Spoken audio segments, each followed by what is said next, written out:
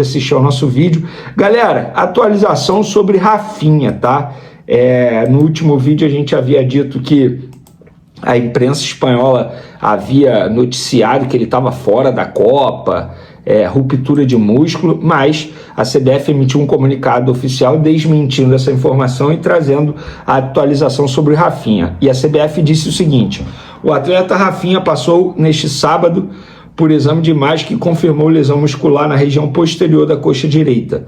O jogador seguirá um protocolo de tratamento intensivo acompanhado pela equipe médica da seleção brasileira, visando sua recuperação e retorno às atividades no menor tempo possível. Pois bem, lesão confirmada, o jogador está fora do jogo contra a Escócia, quarta-feira, dificilmente fica à disposição do jogo do dia 29. Por que eu falo dia 29? Independentemente da seleção brasileira passar em primeiro ou segundo, o jogo será no dia 29. O que muda é o horário e também a logística. Se passar em segundo, a seleção brasileira vai ter que ir para o México, para Monterrey, no México, onde será disputado o jogo às 10 horas, horário de Brasília.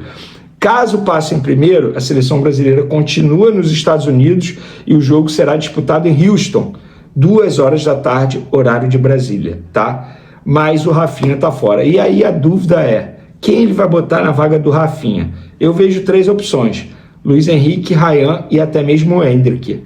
Vou ser muito sincero, acho que ele vai escolher o Luiz Henrique e eu também escolheria o Luiz Henrique. Acho o Luiz Henrique um baita jogador, deixaria Ryan e Endrick para mudar jogo, digamos assim, durante o segundo tempo, porque o Ryan entrou no último jogo e entrou muito mal, embora o Luiz Henrique, quando começa como titular, não vai tão bem como ele vai entrando no segundo tempo, mas eu não vejo o Endrick fazendo essa função. Então, das 3 opções, eu escolheria Luiz Henrique. E você, escolheria quem? Pode comentar à vontade aí. E sobre a informação que eu falei para vocês, tá? Uma pessoa me mandou mensagem assim, vamos lá, deixa eu ver, vou te contar uma que eu vi, usa se você achar que vale. Só não fala o meu nome, pelo amor de Deus. Aí eu falei, claro, manda aí, o que é? Aí ele, assim que acabou o jogo entre Brasil e Haiti na Filadélfia, um grupo de torcedores parou no lobby do estádio para ver quem descia pelo elevador dos VIPs. A maior festa foi quando desceram alguns campeões do mundo: Rivaldo, Ronaldo, Cafu, Roberto Carlos, Kaká e Bebeto. Mas a cena mais surpreendente foi quando desceu o Sami Chaldi, presidente da CBF, que teve a vida privada exposta recentemente. Ele saiu do elevador e já se caminhava para a saída quando um grupo de uns 30 torcedores começou a gritar: presida, presida, deu autógrafo e tirou fotos. Nem ele esperava. No dia seguinte, no caso ontem, né, voltou a ser assediado positivamente no aeroporto da Filadélfia, onde pegou um voo comercial para Orlando. Na semana anterior, o dirigente havia se afastado do ambiente da seleção por causa da repercussão das publicações a respeito da sua vida pessoal. Uma semana e uma vitória da seleção depois, eis o que acontece: o cara está sendo aclamado por torcedores. É o que eu falo, galera. Nada, olha só, eu não estou aqui para comentar a vida pessoal do cara, se ele fez aquilo que o Dias divulgou ou não. Estava sendo achincalhado. A bola entrou, seleção brasileira venceu, pronto. Já está caindo na graça do povo novamente. E assim, brincadeiras à parte, eu quero fazer um elogio ao Sami Chaldi, porque ao menos ele está tentando mudar o futebol brasileiro, se reunindo com os clubes brasileiros, mudando presidência da arbitragem, do comitê de arbitragem. Está tentando, está estreitando laço com os clubes. Ele pelo menos está tentando. Melhor do que o antigo presidente, que nem tentar estava fazendo, né? Dito isso, galera, vamos para a próxima informação, que envolve o Flamengo. O Flamengo vai concluir mini estádio até 2027 e projeta quadra de futebol de salão no Ninho. A gente já havia feito uma entrevista aqui com o Alfredo Sampaio, ele falou sobre isso, de botar a quadra de salão no Ninho, falando que o Flamengo vai aumentar ainda mais o foco no futsal, que é onde você consegue achar bons jogadores, e de fato é isso. Vários jogadores na história do futebol saíram do futsal. O mais recente, por exemplo, quando a gente lembra assim, o Richard Rios, o Flamengo encontrou no futsal da Colômbia. Aí ele veio para o Flamengo, não teve muito sucesso, Guarani, Palmeiras deslanchou, hoje está no Benfica e jogando na seleção colombiana. E por falar em seleção colombiana, só um OBS aqui, o Gonzalo Plata, chorando bastante depois do empate da seleção do Equador com o Curaçao em 0-0. O goleiro do Curaçao, nossa, agarrou muito. E para a seleção equatoriana continuar na Copa, precisa vencer a Alemanha na última rodada. Por isso que o Gonzalo Plata estava chorando, e arrisco a dizer que a seleção equatoriana será eliminada, pelo que eu venho acompanhando da Alemanha, e aí o Gonzalo Plata retorna ao Flamengo, tá bom? Mas falando de Flamengo, após anos de obras, o Flamengo projeta concluir o mini estádio no Ninho do Urubu até o segundo semestre de 2027. O clube aguarda a liberação de uma verba de lei de incentivo, mas pode abrir mão disso para finalizar o projeto antes. A previsão é de conclusão entre julho e agosto de 2027. Esse é o campo 10 do CT, que já tem infraestrutura do gramado pronta, restando apenas o entorno. O local está em obras desde 2024 e receberá partidas de sub-20 e também no futebol feminino. Ele terá capacidade para 4.500 pessoas. O projeto inicial da diretoria anterior era de cerca de 2.000. Haverá também refletores para iluminação, possibilitando partidas à noite. Parabéns ao Flamengo por isso. Isso aqui é um trecho da matéria do GE, mas é algo que a gente já havia apurado e trazendo informação, até mesmo com o Alfredo Sampaio aqui na entrevista que a gente fez. Tá bom, galera? Bom, uma ótima atitude aí da diretoria do Flamengo. Eu acho que quanto mais estrutura, melhor. Querendo ou não, quando você tem uma estrutura de altíssimo nível, isso atrai ainda mais jogadores de altíssimo nível. Tá? Durante o jogo ele fez essa mudança. O Almada vem trabalhar por dentro. O Depou vem trabalhar por dentro. Onde foi o passe do Depou pro Messi? Foi por dentro. E eles partem de Depou, McAllister, Enzo, Fernandes e Almada. Mas eles não jogam abertos. Eles vêm e fazem combinações por dentro, pelo meio. Todo jogo é pelo meio. Então o Brasil, o seu técnico, optou de ter jogadas pelos lados. Vinícius e alguém. O Rafinha na direita não costuma funcionar. No Barcelona, quem joga por ali é apenas o Lamine Yamal. Ele joga na esquerda, ou do centro para a esquerda, com liberdade para circular. Eu acho até que o Rafinha funciona melhor assim. Mas aí vai entrar no lugar do Vinícius? Vai jogar por dentro? Como é que vai funcionar? É um quebra-cabeça. E aí eu acho que o Luiz Henrique e o Ryan são opções. Mas o Ryan mais novinho, com menos oportunidades, eu acho que fica atrás nessa fila, né? Então eu imagino que o Luiz Henrique vai ter oportunidade cedo ou tarde. Não sei se de saída, mas em algum momento. E pode ser interessante para ele, porque pode ser uma solução. Só que para jogar o Luiz Henrique, provavelmente ele tem que mexer com o Rafinha.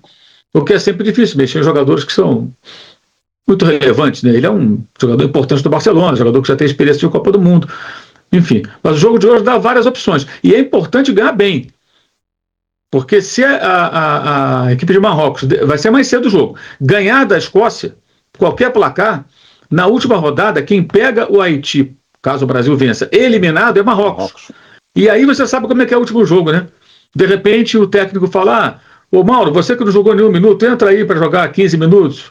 André, você também. Alan, você também. E bota os reservas em campo e tal. Um jogo meio que, né? Quando a gente vai voltar na Copa do Mundo? Talvez a gente não volte tão cedo. Então, vamos aproveitar, dar a chance dos rapazes jogar. Sabe, o time já entra meio, tipo, já se despedindo.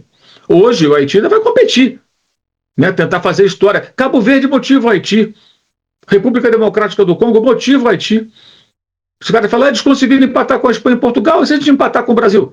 Se a gente segurar o Brasil num 0-0? Pô, te faz história. Então os caras vão entrar dispostos. Agora, qual vai ser a postura? Não sei. Se for uma postura defensiva bem organizada, pode oferecer resistência ao Brasil e o jogo ficar meio esquisito, como surpreendentemente ficou o jogo da Espanha. Então vamos ver como é que vai ser. Mas é importante vencer bem. Porque se for segundo, vai lá para o México. Nada contra o México, muito pelo contrário. Aliás, se eu tivesse que escolher, se você vai para a Copa do Mundo, para o México, para os Estados Unidos, eu gostaria de ir para o México nesse momento. Acho que seria bem legal. Vive-se mais o futebol lá, né? Então, eu acho que é importante vencer bem para justamente evitar. Não é por conta do México, eu fiz uma brincadeira para quem não entendeu. É por conta da logística. O Brasil está em Nova Jersey e a ideia é ficar, agora está na Filadélfia. Acaba o jogo, volta a Nova Jersey. É pertinho. Depois Miami. Você está na costa leste dos Estados Unidos, vai para Miami, joga e volta para Nova Jersey. Né? O jogo da Escócia é em Miami. Aí o quarto jogo, se for primeiro, é em Houston. 3 horas e meia, 3 horas e pouco de voo. Eles saem, vão para Houston, dormem, jogam e, classificando, volta para Nova Jersey. Se o Brasil vai para o México, já não vai poder fazer essa logística. Ele vai ter que sair e ficar hospedado no México, treinar em outro lugar. Muda tudo, entendeu? É isso que eu quero dizer.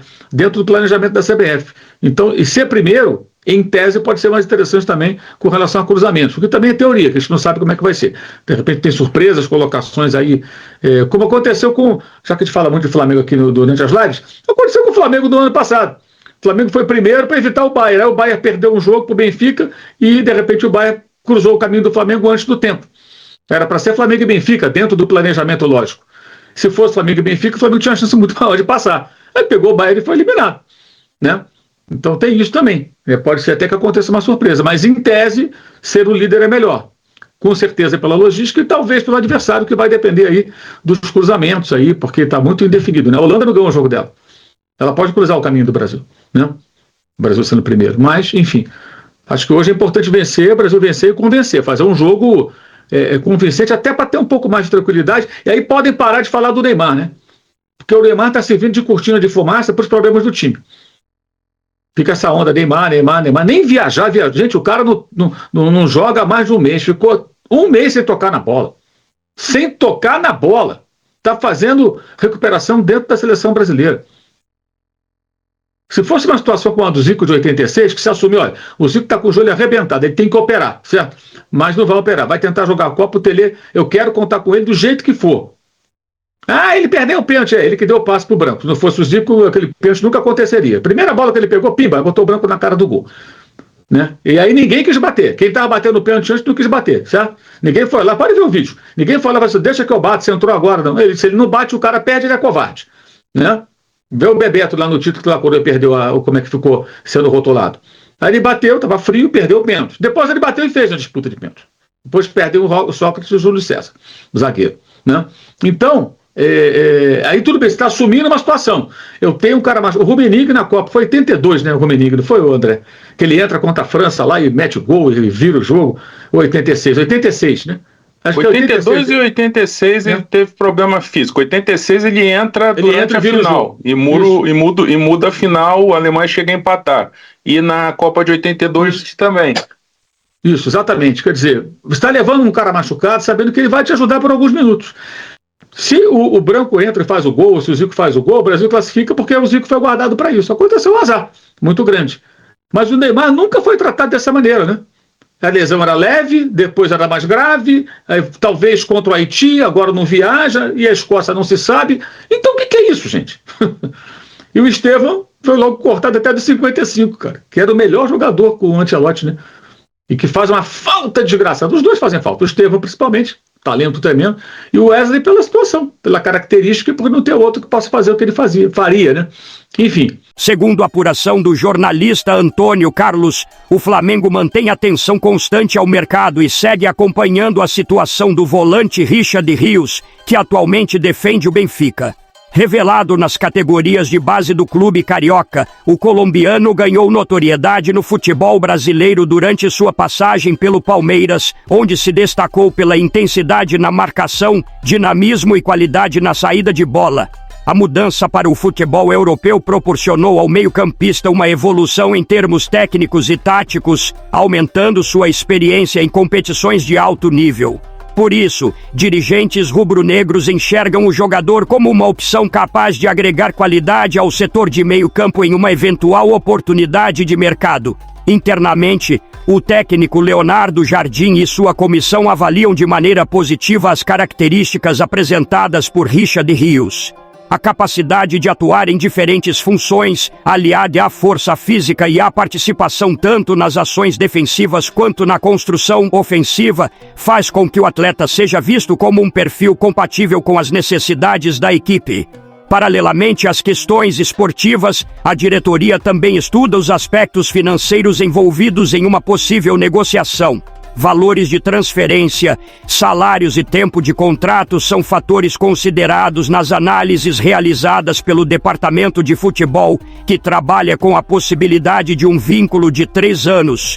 Outro fator considerado favorável é o conhecimento que o colombiano possui sobre o ambiente do clube e a pressão característica de vestir a camisa rubro-negra. Agora eu quero saber a sua opinião de vocês. Richard Rios será um bom reforço?